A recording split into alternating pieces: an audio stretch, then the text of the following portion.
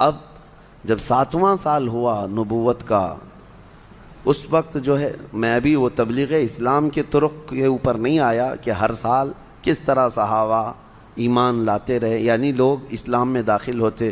مدینہ طیبہ سے لوگ آتے تھے، پہلے 12 لوگ آئے، حضور پاک صلی اللہ تعالیٰ علیہ وسلم پر وہ ایمان لائے، پھر 70 کی جماعت آئی، پھر وہ سب کے سب ایمان لائے، واپس مدینہ گئے، وہاں مدینہ میں گھر گھر میں لوگوں کو دعوت دی۔ مدینہ میں آلریڈی اسلام پھیل چکا تھا، لیکن نبی پاک صلی اللہ علیہ وسلم ابھی مدینہ گئے نہیں تھے، مکہ ہی میں تھے۔ اسی دوران پھر مکہ والوں نے، دیکھیں ظلم کی ایک حد ہوتی ہے، ایک لمٹ ہوتی ہے، انہوں نے ہر لمٹ کراس کر دی تھی۔ پھر وہ وقت آیا کہ جب سارے لوگوں نے مل کر کے مکہ میں حضور صلی اللہ تعالیٰ علیہ وسلم اور ان کے خاندان پر ایسی پابندی لگا دی، سوشل بائیکاٹ کر دیا۔ اعلان ہو گیا تھا مکہ میں کہ محمد صلی اللہ علیہ وسلم اور ان کے گھر والوں کے ساتھ، جس میں ابو طالب تھے، جناب ابو طالب اور ان کے سارے خاندان والوں کے ساتھ کوئی میل جول نہیں رکھے گا، کوئی کھانا پانی ادھر سے ادھر نہیں کرے گا، ان سے کوئی لین دین نہیں ہوگا، نہ تجارت ہوگی، کچھ نہیں۔ یہ بائیکاٹ ایسا تھا کہ ایک گھاٹی ہے جس کو شعب ابی طالب کہا جاتا ہے مکہ میں، اس گھاٹی میں وہ محصور ہو گئے تھے نبی پاک صلی اللہ علیہ وسلم۔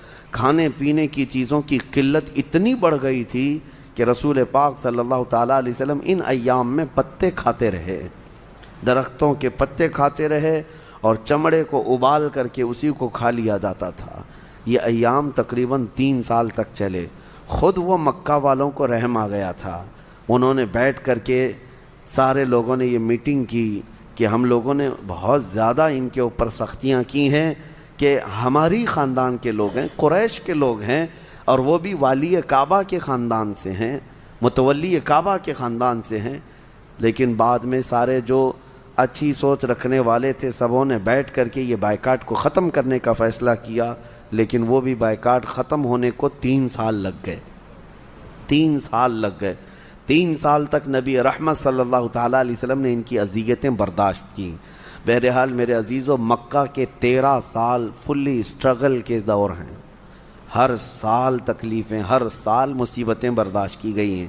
آج لوگ یہ کہتے ہیں حالات خراب ہیں، ایسے ہیں ویسے ہیں، بلکہ تم تو بہت مزے سے سو رہے ہو، بہت مزے سے کھا رہے ہو، اللہ تعالیٰ نے ہر نعمت تمہارے سامنے آسانی سے رکھی ہے۔ کیا ان صحابہ کے برابر نہیں بلکہ ان کا 5% بھی آج ہم نے اسٹرگل کیا ہے؟ کون روکتا ہے ہمیں مسجد آنے سے؟ کون روکتا ہے ہمیں حق بات کرنے سے آج؟ لیکن لوگ ایک گانا گاتے رہتے ہیں، عادت سی ہو گئی ہے کہ ظالموں کی حکومت ہے، آزادی نہیں ہے، فلاں ہے، یہ سب ہیلے بہانے ہیں۔ بہرحال اکا دکا جو وارداتیں ہوتی ہیں، تکالیف ہوتی ہیں، یہ ہم سب کے لیے عبرت ہے، ہم سب کے لیے عبرت ہے۔ ابھی جس طرح سے یہ بھگوا داری لوگ یا آتنکی لوگ جو ہمارے ملک میں یا دیگر پوری دنیا بھر میں دہشت پھیلا ہوئے ہیں، داڑھی والوں سے تکلیف ہے، ٹوپی والوں سے تکلیف ہے، اکیلا پاؤ تو انہیں مار دے۔ ابھی جیسے کہ جو حالات ہمیں پہنچ رہے ہیں کہ کسی مسجد کے امام کو انہوں نے مارا، داڑھی کاٹ دیا، یہ ساری چیزیں نئی نہیں ہے ہمارے لیے، یہ کوئی نیو بات نہیں ہے۔ 1400 سال سے اسلام یہ دیکھتا چلا آیا ہے۔ لیکن مومنوں، ان تمام چیزوں سے گھبرانا نہیں ہے، بلکہ اپنے نبی پاک صلی اللہ تعالیٰ علیہ وسلم کی سیرت پڑھ لو، سینہ چوڑا ہو جائے گا۔ اور ہمیشہ میں یہ کہتا ہوں میرے عزیزو، اس کو لوگ آپشنلی سمجھتے ہیں، حضور کی سیرت، یہ کوئی میں کہانی نہیں سنا رہا، یہ کہانی نہیں سنا رہا، یہ قرآن کا حکم ہے۔ قرآن کا حکم ہے کہ تمہیں رسول پاک کی سیرت دیکھنا ضروری ہے، کیونکہ تمہارے لیے وہی آئیڈیل ہیں۔ اور مسلمان اگر نبی پاک کی سیرت کو نہیں جانتا اور نہیں سیکھتا تو پھر کس کی سیرت سیکھنے جائے گا؟ کس کے اخلاق سیکھے گا؟ تو سیرت مصطفیٰ صلی اللہ تعالیٰ علیہ وسلم کو جاننا ہر مسلمان کے لیے ضروری ہے، ہر مسلمان کے لیے۔ بغیر اس کے اس کا اسلام پہ عمل ہو ہی نہیں پائے گا۔ مجھے بتاؤ، تم نماز پڑھتے ہو، آج اللہ کا حکم ہے، لیکن کھڑے ہوتے ہو، ہاتھ اٹھاتے ہو، باندھتے ہو، رکوع میں جاتے ہو، سجدے میں جاتے ہو، یہ طریقہ قرآن میں کہاں ہے؟ کہاں ہے قرآن میں؟ اللہ نے فرمایا اقیموا الصلاۃ، تم نماز قائم کرو، لیکن تمہیں نماز قائم کرنا کیسے ہے یہ سیرت مصطفیٰ سے پتہ چلے گا۔ یہ میرے آقا کی سیرت پڑھنی پڑے گی کہ میرے آقا ایسے کھڑے ہوتے، ایسے جھکتے، ایسے سجدے میں جاتے. تو نبی پاک صلی اللہ علیہ وسلم کی سیرت کو ہٹاؤ تو دین کھوکھلا ہے، دین میں پھر کچھ نہیں رہے گا.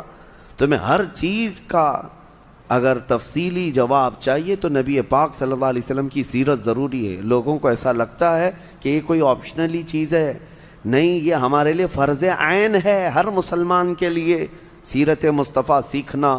اللہ کریم ہمیں نبی پاک صلی اللہ علیہ وسلم کی سیرت پر چلائے اور آخری سانس تک میرے آقا صلی اللہ علیہ وسلم کے سچے غلاموں میں ہمارا شمار فرمائے.